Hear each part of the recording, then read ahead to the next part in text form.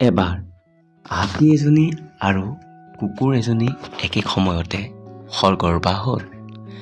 ৩ মাহৰ পিছত কুকুৰজনীয়ে ৬টা পোৱালি জন্ম দিলে। ৬ মাহৰ পিছত কুকুৰজনী আকৌ সৰগৰ্ভা হ'ল আৰু ৯ মাহৰ মূৰত আকৌ কেইবাটাও পোৱালি জন্ম দিলে। এনেদৰে কুকুৰজনীয়ে ৬ মাহৰ মূৰে মূৰে কেইবাবাৰো পোৱালি জন্ম দি থাকিল। ১৮ মাহৰ মূৰত কুকুৰজনী এদিন হাতীজনীৰ ওচৰলৈ আহি সুধিলে, তুমি বাৰু সঁচাকৈ গৰ্ভৱতী নে?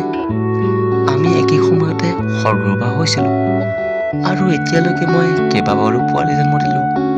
সিহঁত এতিয়া ডাঙৰ হৈ একোটা প্ৰাপ্তবয়স্ক কুকুৰ হ'ল। তুমি ইফালে গৰ্ভৱতী হৈয়ে আছা। সঁচাকৈ তুমি গৰ্ভৱতী নে? হাতীজনীয়ে উত্তৰ দিলে, মই তোমাক এটা কথা বুজাব বিচাৰি আছিলো।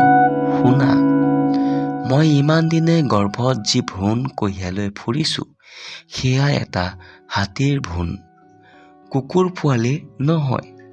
মই ২ বছৰত এবাৰেই পোৱালি জন্ম দিওঁ। মোৰ পোৱালিটোৱে যেতিয়া প্ৰথম মাটিত খোজ পেলায়, ধৰিত্ৰীয়ে সেয়া অনুভৱ কৰে। মোৰ পোৱালিটোৱে যেতিয়া ৰাস্তাৰে পাৰ হৈ যায়, মানুহে তাক সসন্মানেৰে বাট এৰি দিয়ে।